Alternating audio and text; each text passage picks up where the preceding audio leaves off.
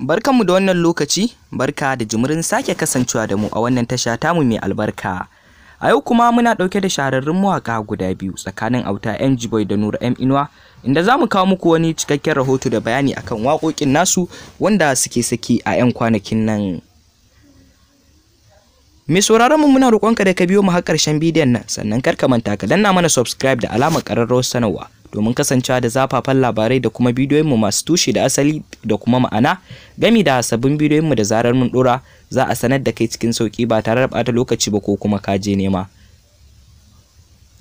Kamar yadda kuka sani, Auta MG Boy yana ɗaya daga cikin manya-manyan mawaƙan da suke taka muhimmiyar rawar gani a wannan masana'anta ta Kannywood a halin yanzu, tare kuma da shahararren mawaƙin wato Nura M Inuwa.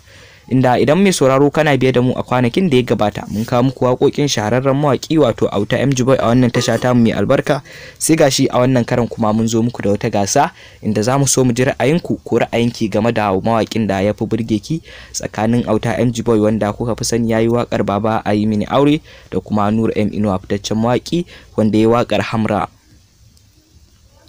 Za mu so mu ji ra'ayinku a ƙasan wannan bidiyon ta hanyar da za ku yi mana comment a ƙasan bidiyon. Mun gode sosai da kasancewa da mu da kuke a kowane lokaci.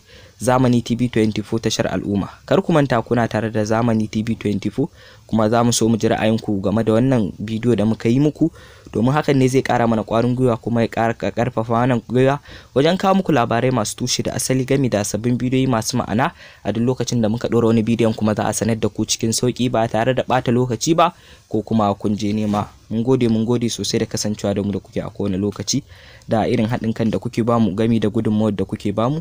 Mun gode sosai. Duka bidiyon namu anan ya zo ƙarshe, sai mun haɗu a wani sabon bidiyon kuma idan mai duka ya kai mu. Mun gode sosai.